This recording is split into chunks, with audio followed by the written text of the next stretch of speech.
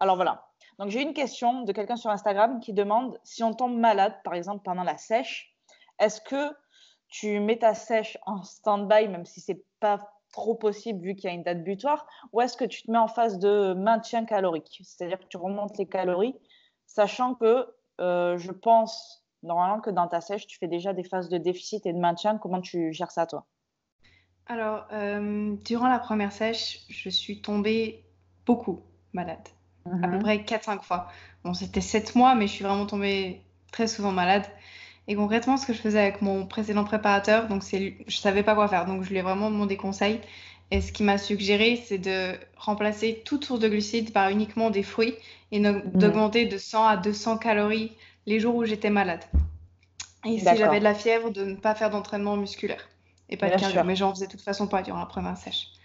Mhm. Donc voilà. Et je pensais faire des périodes de maintien durant la première sèche, mais on n'a pas vraiment fait des périodes de maintien en tant que telles, en fait. Enfin, durant la D'accord. sèche de plage, j'en faisais très régulièrement parce que j'avais le temps, j'avais pas de date butoir. Mhm.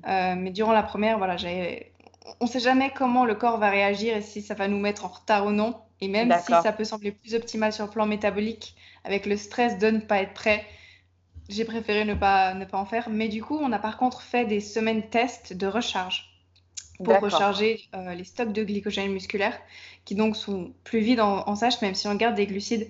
Le déficit calorique fait que, par définition, le corps va aller chercher l'énergie là où il peut, et si on a un petit peu dans les stocks de glycogène, bah, il va l'utiliser, ce qui fait qu'ils seront beaucoup moins pleins, concrètement.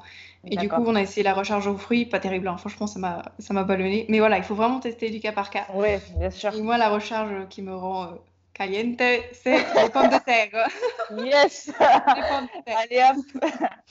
OK, super. Bah, tu vois, encore une preuve que, bah, tu fais encore des tests quand même, et pour, te connaître aussi. Donc finalement, on va dire dans une sèche de compétition, on on essaye de pas trop prendre de risques pour pas retarder, le processus de sèche. Ou Donc on va même dire que les phases blessé. de maintien sont adaptées à chacun. Mais sinon de manière générale, enfin, personnellement, ce que je conseille à mes clientes et clients, c'est d'alterner des phases de 2 semaines, 2 semaines de déficit et 2 semaines de maintien quand c'est Mhm. pas des sèches de compétition, et que ben, on a le temps et que le mieux de toute façon c'est de prendre le temps, même si je n'aime pas trop non plus appeler ça une sèche mais plutôt une perte de gras, voilà, d'alterner des phases de maintien et de déficit. Mhm. Impact hormonal de la sèche sur le long terme. Alors, Ah oui, concrètement, pardon, vas-y. euh, ouais, bah, en fait, c'est vraiment du cas par cas et ça dépend de la sèche et ça dépend de si on a pris des hormones ou non durant la sèche aussi, si on fait sa relance ou je sais pas exactement, mais je crois qu'il y a vraiment des protocoles qu'il faut suivre et je pense Mmh. qu'il faut faire les choses intelligemment, il faut faire des prises de sang, il faut aller avec la physiologie du corps et pas imposer quelque chose. Et ça prend du temps. Et concrètement, ce que j'ai fait d'enchaîner les sèches, c'est vraiment pas sain et pas recommandé. Mais j'avais envie de le faire pour moi, pour me découvrir plus, parce que voilà, ma première sèche, je suis très heureuse et très fière de ce que j'ai pu faire. Mais j'avais envie d'aller vraiment plus loin dans le niveau de sèche et d'aller me découvrir un peu plus loin parce que ça me fait énormément évoluer, ça me nourrit. Le fait de ne pas manger, on apprend à se nourrir d'autres choses et je trouve ça passionnant. Super, je trouve que cette phrase est superbe, à noter. C'est une belle citation. Tu l'écriras dans ton bouquin. Ça coûte cher. Ah voilà. Alors combien coûte une sèche concrètement, tout compris? Je n'ai pas fait le budget, mais il y a pas mal de frais à prévoir petit à petit. Mmh. Déjà, il y aura le préparateur, si vous avez un préparateur. Mmh. Ça dépend si vous le payez au mois, avant, après, si c'est un pourcentage, ou il faut Mmh. voir. Pour les femmes, il y a le bikini. Et même si vous prenez en occasion, c'est plusieurs centaines d'euros. Les premiers entrées de gamme, pas un peu cheap, c'est dans les 200 euros. Et ça va facilement dans les 800 euros, à savoir que c'est vraiment chaque pierre qui est posée main. Waouh. Les mensurations sont faites, c'est très sérieux et je vous conseille pas de prendre le premier venu, que vraiment voir, et de discuter avec d'autres athlètes, voir si Mmh. telle couturière est bien ou non. Et c'est des couturières sur Instagram du coup qu'il faut contacter, voir avec elles leurs produits, quel type de forme aussi par rapport à la fédération. Après, il Mmh. y a la fédération, il faut avoir sa licence. Donc ça dépend si vous allez juste à un grand prix par-ci par-là, un truc indépendant, ou si vous avez une fédération en tant que telle. Moi, je suis à IFBB, donc j'ai payé ma licence qui est à 100 ou 80 francs en Suisse. Après, il y a D'accord. la licence des accompagnateurs qu'il faut payer chaque accompagnateur. la Ah compétition en tant ouais, que telle. L'hôtel, la nourriture, forcément, les déplacements. Enfin, moi, j'ai tout fait en Suisse, donc c'est assez, voilà, ça va. Mais ouais, concrètement, si on va à l'international, ça revient vite à plus cher. ouais. Après, il y a les talons, il y a le maquillage. Beaucoup de filles se font poser des extensions. Pas mal de femmes se font aussi refaire la poitrine. Bien sûr. Il y a beaucoup de choses à prévoir. Et c'est pas parce qu'on mange moins que ce sera moins cher. Parce que, Oui, ouais, ça dépend vraiment. Parce qu'il faudra vraiment que ce soit tout qualitatif, voilà. vraiment optimisé. Ouais, c'est déjà. Et il y a aussi le manque à gagner. Bah, moi, je suis auto-entrepreneur et je sais que je suis beaucoup moins productive et que je peux moins ramener d'argent durant la période de la Exactement. sèche. Donc, c'est un manque à gagner qu'il faut vraiment prévoir. C'est là qu'on on voit que c'est ben déjà c'est un sport à part entière vraiment, que c'est une compétition, que c'est bah, on fait pas ça, on se réveille pas un matin, tiens si je faisais une sèche. Parce que bah, déjà, point de vue santé, d'ailleurs on en parlera juste après je pense. On peut pas entreprendre une sèche comme ça parce qu'on en a envie. Mais après, c'est clairement un sport, c'est un budget et c'est un nouveau mode de vie qu'il faut prendre en compte. Et une fois qu'on y est, ben, il faut y aller jusqu'au bout, quoi. C'est voilà, on s'investit humainement, on s'investit Mhm. financièrement. Voilà, clairement. Tout à fait, oui. Donc, ce que je voulais dire, voilà, dans le sens où on se réveille pas du jour au lendemain en disant je vais faire une sèche. Point de vue santé, j'insiste souvent beaucoup là-dessus. Si on ne connaît pas l'état de notre métabolisme, toi aujourd'hui tu te connais très bien. Si on ne connaît pas l'état de notre métabolisme, l'état de notre santé actuelle, ça va être très compliqué de faire Mhm. une sèche. Et ça va même être impossible. C'est clairement ça. Est-ce que Mais toi, malheureusement, la norme, c'est un coach qui donne une sèche avec voilà. que des légumes verts et du blanc de poulet 5 à 7 fois par jour et peut-être avec un peu de chance un petit peu de riz, soyons fous. Oui, c'est C'est la ça. norme le problème. Toi, comme tu le disais tout à l'heure, tu fais souvent des prises de sang. Je pense que tu testes beaucoup aussi.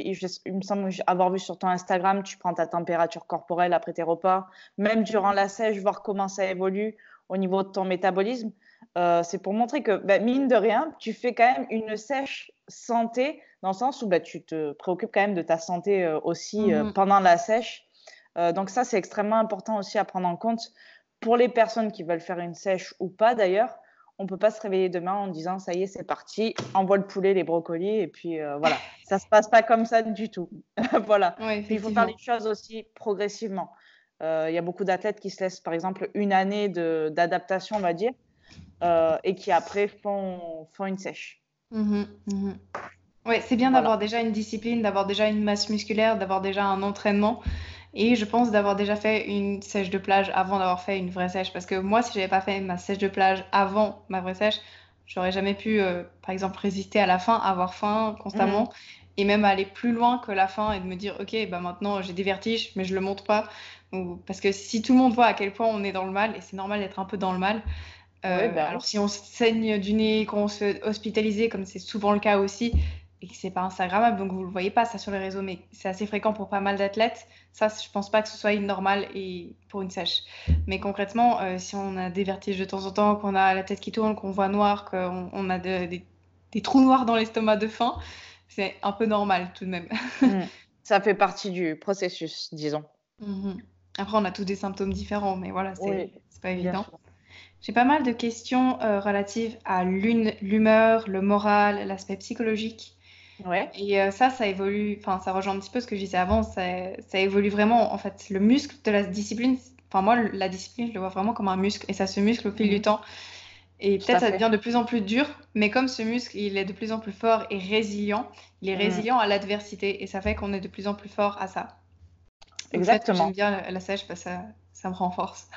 Ça muscle aussi la volonté. Après, c'est aussi important de vite repartir, enfin de vite repartir sur une prise de masse, de faire justement ce genre de pause comme ça, dans le sens Oui, où c'est un muscle, mais le muscle de cette volonté, de cette discipline, comme tu dis, il a aussi besoin de repos pour, tout à fait, oui. bah, pour durcir, pour prendre des gains lui Mhm. aussi, quoi. J'ai ouais, question sur l'hydratation et le rebond glucidique avant la scène. Donc D'accord. hydratation, moi je bois assez peu. Je bois Ça aussi, ça surtout. va tuer tout le monde. Ouais, ouais, ouais, ouais. parce que plus je bois, je sais, plus ça va diminuer mon métabolisme et diminuer la capacité que j'ai à retenir les différents minéraux qui sont juste essentiels pour que j'ai eu mon maintien musculaire. Concrètement, j'ai envie vraiment de beaucoup boire, donc quand j'ai vraiment trop soif et envie de me faire un petit truc sucré, voilà, de temps en temps, je me fais un petit boléro. Et quand je suis en déplacement et que j'ai vraiment trop faim et que j'en peux plus, oui, ça m'arrive de me faire des fois un Monster Zero ou un Coca Zero, mais concrètement, c'est uniquement en déplacement. Bon, ça, il y a pas mal d'athlètes qui le font, donc Oui, voilà. c'est assez répandu, oui, bien sûr. Mais sinon, c'est du café ou alors de l'eau filtrée de par les fruits. Et maintenant, je commence des fois, de temps en temps, quand j'ai vraiment soif, à boire l'eau ici. Pourquoi? Parce qu'elle est filtrée, c'est l'eau de source de la montagne à côté, donc ça devrait Allez aller. vivre en Suisse, voilà. C'est sympa. Le fromage, le lait, enfin bon, Ouais. qu'est-ce qu'on Et fait là? rebond glucidique, du coup.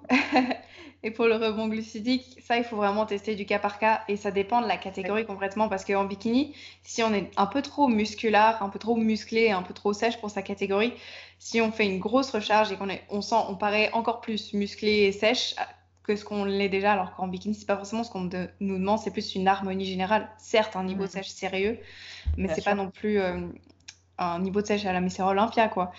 Donc, ça dépend vraiment et ça dépend aussi de ton transit parce que si une personne digère vraiment absolument aucun type de glucides, et c'est possible en fin de sèche, même si on a un Ouais. bon métabolisme de base, on a un taux de masse grasse qui fait que le métabolisme est forcément diminué et la capacité de digestion par conséquent aussi. Donc, si on arrive à quasiment rien digérer, ça va juste nous ballonner et épaissir la taille. Et la taille, c'est quelque chose de très important en bikini. Donc, Bien sûr.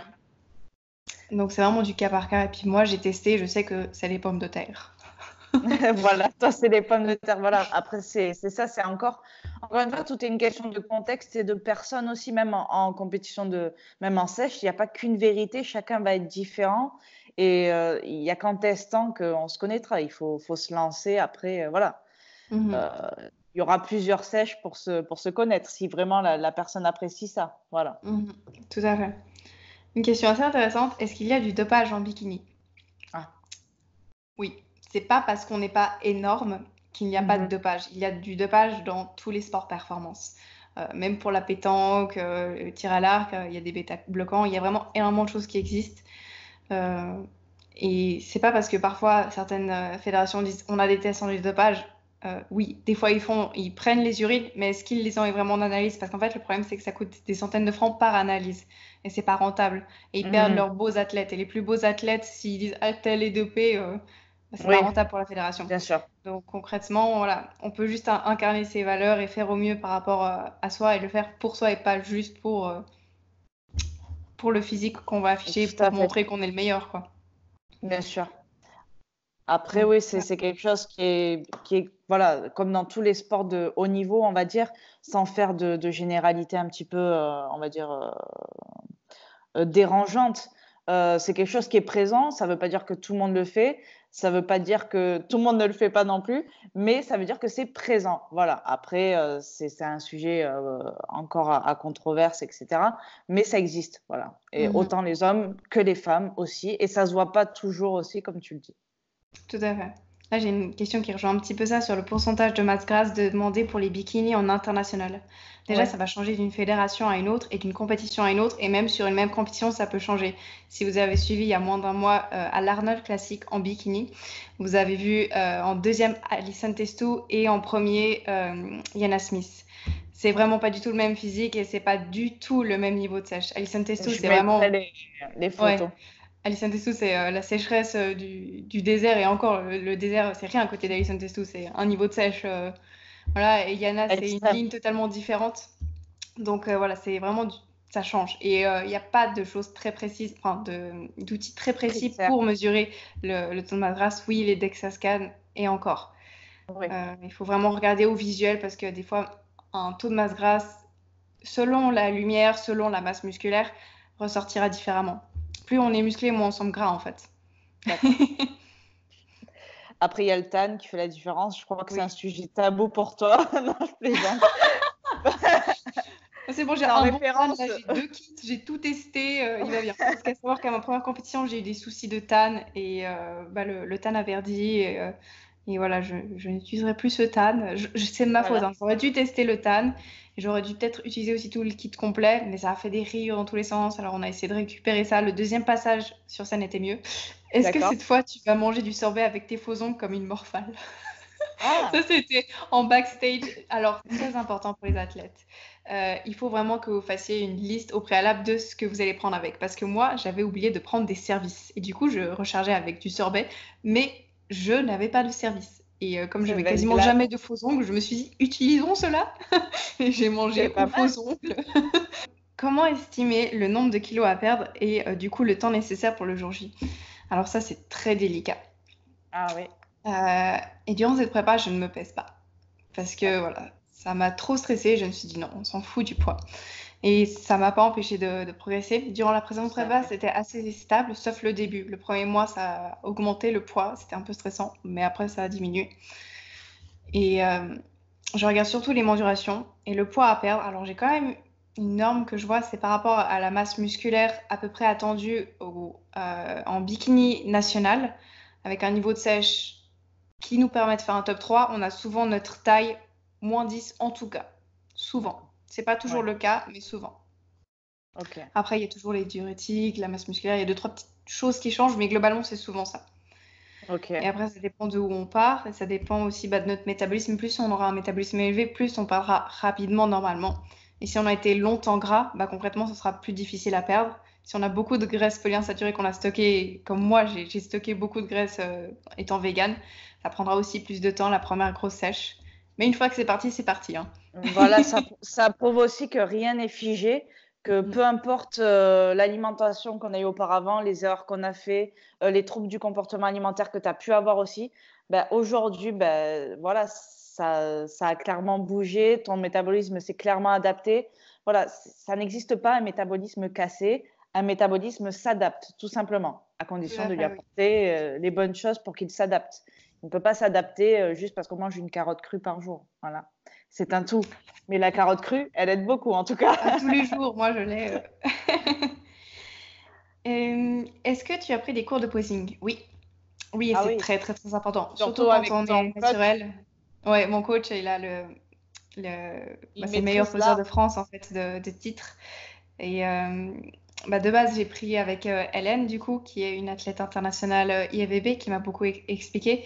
Concrètement, on a 4 faces. Il y a une présentation qu'on fait soi-même, où on a aussi 4 faces. Il y a un e-walk, donc une forme de i. Et, euh, et on a 4 faces, mais par contre, les transitions, c'est à nous de les faire. C'est à nous de trouver notre style, mais il faut que ce soit professionnel, il ne faut pas que ce soit abracadabrantesque. Il faut connaître notre morphologie, quoi mettre en avant, comment améliorer ce ratio, toujours le X, en fait, avec une taille plus Mhm. fine, des bonnes épaules et des bons fessiers, bons quadriceps. Et ouais, c'est vraiment passionnant. Et il y a beaucoup de prestance. Il faut savoir marcher avec ses hauts talons, savoir contracter ses muscles, vraiment se mettre en avant. Et c'est très stressant, surtout quand on est sur scène. On, Exactement. de se rendre compte que c'est pas du tout la même chose que quand on est tout seul devant son petit miroir de salle de cours collectif. Et puis il y a la fatigue accumulée de toute la sèche. Il faut Ça, pouvoir contracter les muscles qu'il faut. Enfin, j'imagine, parce que bon, encore une fois, même le posing, personnellement, je n'en ai jamais fait. Ça doit être extrêmement compliqué une fois sur scène d'être déjà devant ça un doit être public, un devant. automatisme en fait. On doit Voilà, l'avoir c'est fait ça. tellement souvent que voilà. C'est clairement, voilà, ça prouve aussi que c'est encore une compétition, que c'est une réelle discipline, que c'est pas juste, voilà, je monte mes muscles, nanani. Il y a un réel protocole à respecter. Et quelque chose d'important pour les athlètes par rapport au posing, c'est que en prise de masse, on se dit non, je veux pas faire du posing, mon corps est gras et ça ne ressemble à rien, on voit pas les détails. Sauf qu'il faut le faire à ce moment-là, c'est là qu'on Oui, a de l'énergie. Parce qu'en fin de sèche, on en a marre de tout. Et quand on a fait sans cardio, sans entraînement musculaire et qu'on est à la salle et qu'il faudrait faire le posing et qu'on a et juste qu'il faut un mettre truc les en tête, talons c'est de manger. aussi. Oui, il faut descendre et encore faire la vidéo pour le coach. Voilà. Désolée, Jordan. Des fois, ça m'a un peu saoulée. Ça se comprend d'être, voilà, de mettre ça en second plan, quoi. Mais Ouais, donc enfin, vraiment second le plan, faire en plus de ce masse qui quand ne on a de devrait pas, l'énergie. quoi. Voilà, Et après, c'est j'ai pour. aussi pas mal bossé avec Alison Testou récemment, plusieurs fois par Skype. Et elle est vraiment super pour toutes les bikinis, IFBB, juste pas. Alors NPC, je ne sais pas si elle fait, mais je sais qu'elle a beaucoup de connaissances. Elle sait vraiment mettre en valeur le corps. Elle est douce, elle est agréable, elle est naturelle, elle est vraiment toute chou. Donc si jamais, envoyez-lui un message sur Insta. Elle est vraiment Non, mais super. Quel style de cardio et quand? Bah concrètement, durant la première compétition, j'en ai pas du tout fait, mais vraiment pas du tout. Et je comptais pas mes pas, je marchais pas grand-chose. Et je pense que ça a beaucoup diminué mon métabolisme. Enfin, j'ai préféré diminuer beaucoup les calories plutôt que de faire du cardio. Et là, on s'est dit, ok, on va essayer d'augmenter les dépenses et garder encore plus de calories. Mais concrètement, la précédente, ça, je suis pas le jour le plus bas, j'ai été 1 ou 2 jours à 1 200, hein. Autrement, j'étais toujours au-dessus. Et bah là, c'est du cardio très basse intensité. ouais. Je mange entre deux, un petit truc, mais je ne le fais pas à jeun. Mhm. Et puis là, je fais 30 minutes après l'entraînement. Donc, combien de calories diminue le déficit calorique? Bah, ça sera toujours du cas par cas, hein, comme beaucoup de choses en sèche, même si beaucoup de coachs, malheureusement, ne font pas du cas par cas, ça devrait Ouais. l'être. Et à ma précédente sèche, j'avais pas le métabolisme que j'avais maintenant, j'étais à 2500 kilocalories par jour. Et ça me faisait du 33 calories par kilo. Et donc j'avais commencé la sèche à peu près à 1009, quelque chose comme ça. Donc c'était quand même assez agressif, hein, Ouais. concrètement. Et c'est pas une sèche de plage. Oui, voilà. Et là, celle-là, bah, je me maintenais entre 2007 et 3000. Ça me faisait à peu près quasiment 50 calories par kilo. Je marchais même pas 4000 pas par jour, hein. Zéro cardio. Quelle honte. C'était plutôt chouette. Honteuse. Et du coup, là, j'ai commencé la sèche. C'était à 2000, je crois, 4 ou 5, quelque chose comme ça. Donc voilà. Et puis là, comme je suis un peu en retard, bah, du coup, on a vraiment beaucoup diminué les calories et on a augmenté le cardio et les pas. Donc je suis à 8000 pas par jour et 30 minutes de cardio, entraînement musculaire tous les jours. Cardio tous les jours aussi avec l'entraînement. Ouais, parce que je suis en retard par rapport au niveau de sèche qui est attendu et que ça, les 2 dernières semaines, dernière ligne droite, on serre les dents, la santé, voilà. Il y a des points Dans- noirs, hein, durant mon cardio. J'avais mes écouteurs, je n'écoutais pas de musique parce que je naviguais, je sais pas où, dans l'espace, mais j'étais pas, je pédalais pas, hein, j'étais ailleurs. Alors, c'est pour ça, imaginons des athlètes qui abordent ça de manière hyper drastique, même si ça allait de toute façon, mais hyper, voilà, tout. Toi, tu prends, voilà, ce soir, tu as les brocolis, je vais te garder encore un peu, comme ça tu les Et mangeras j'ai plus des tard. pommes de terre et du céri-maigre bio et local. Voilà, c'est quand même extraordinaire, je sais pas moi. C'est être à 180 grammes de glucides la dernière semaine, mais pour des personnes, ça paraît dingue. Il y a enfin, je reçois des messages des fois de filles qui ne font même pas de compétition. Bah, après, ça, c'est autre chose, mais qui me disent, j'ai peur de dépasser, je sais pas, d'arriver à 200 grammes de glucides par jour.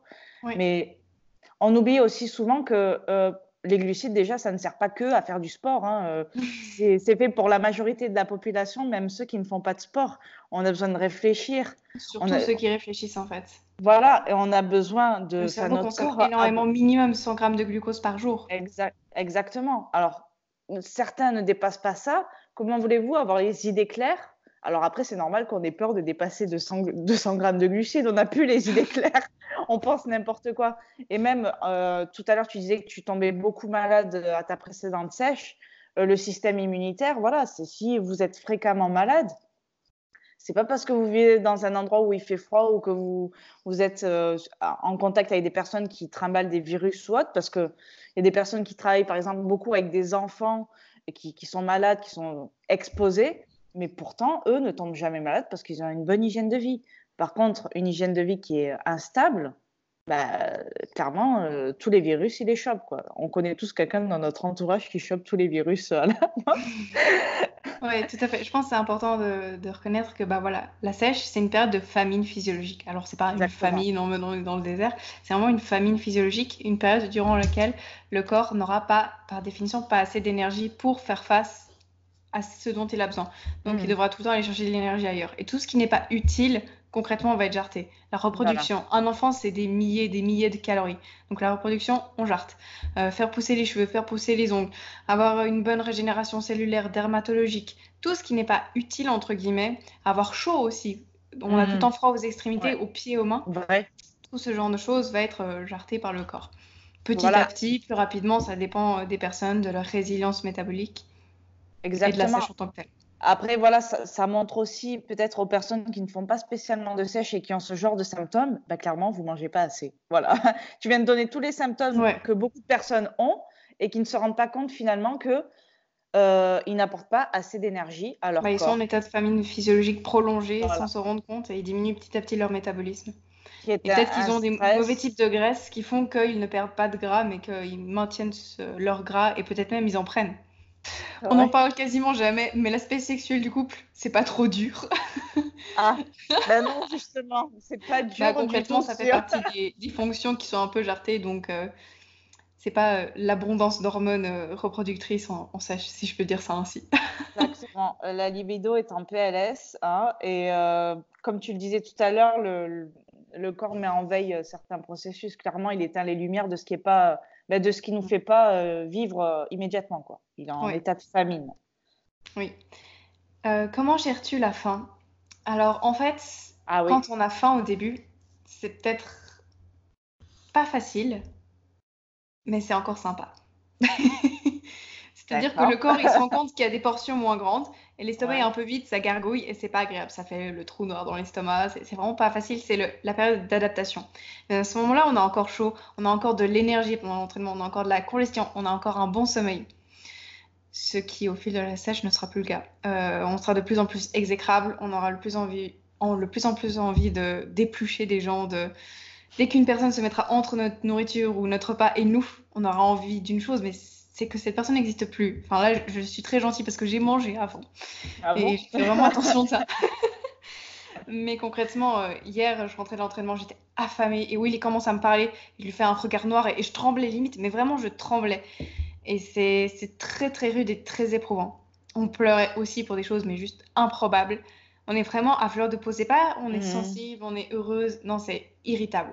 C'est irritable et c'est vraiment pas évident à gérer au quotidien. C'est pas Instagrammable, hein. Mais Ouais. c'est vraiment très rude.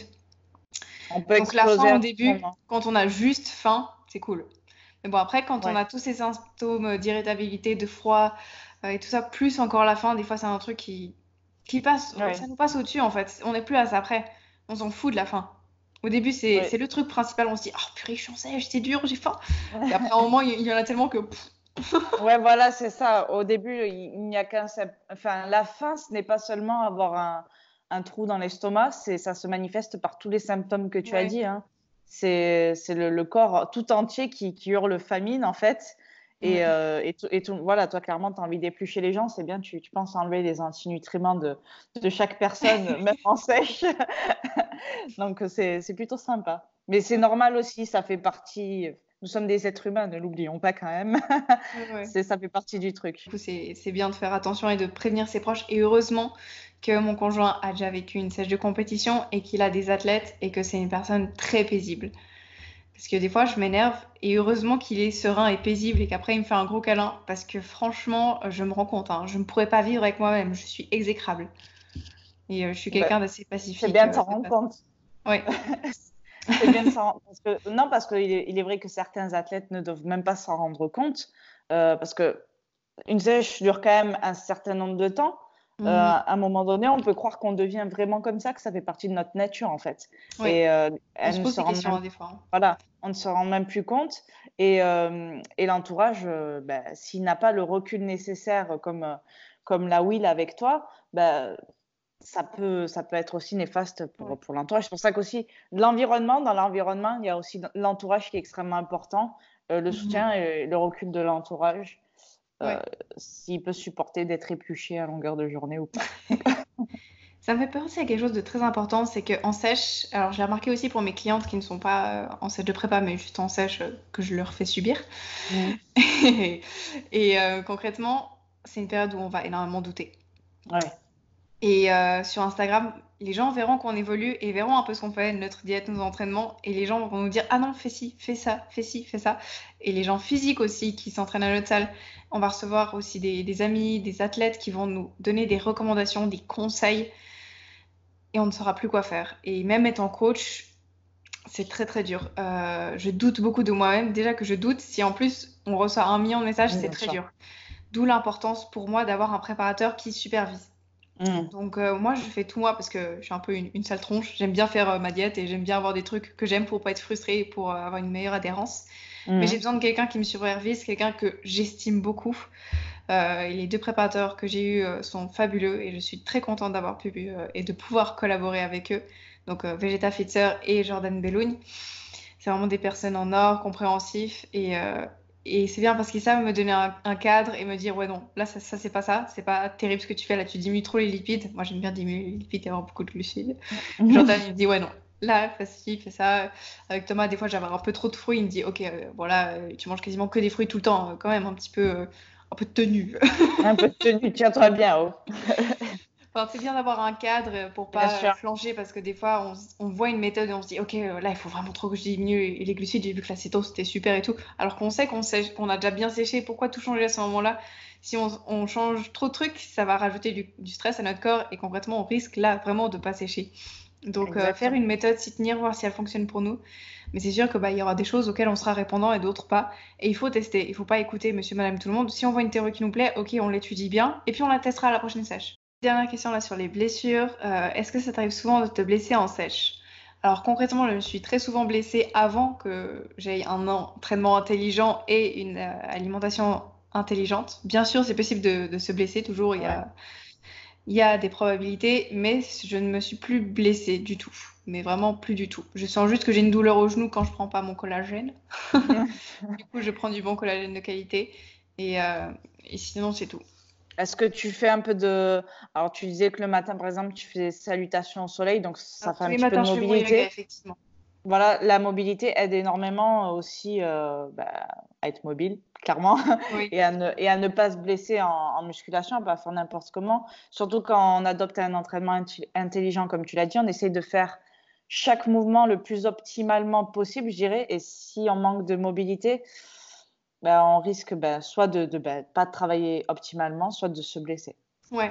Après, j'ai quand même remarqué une différence d'un point de vue récupération et douleur musculaire, courbature, chose que j'ai absolument jamais normalement, Ouais, parce que je suis en full body et j'ai un volume d'entraînement particulièrement élevé, notamment pour bah, les fessiers et les épaules, muscles pour lesquels il faut quand même un volume d'entraînement et un volume musculaire normalement assez important en bikini. mhm. Et ça m'arrive des fois de quand même avoir des grosses douleurs à ces zones-là, parce que concrètement, je suis toujours proche de l'échec. Alors, je ne m'y confronte pas, je suis à peu près à 1 à 3 RIR, donc répétition de réserve, donc répétition Voilà. avant l'échec, Mhm. ensuite avant rep, souvent.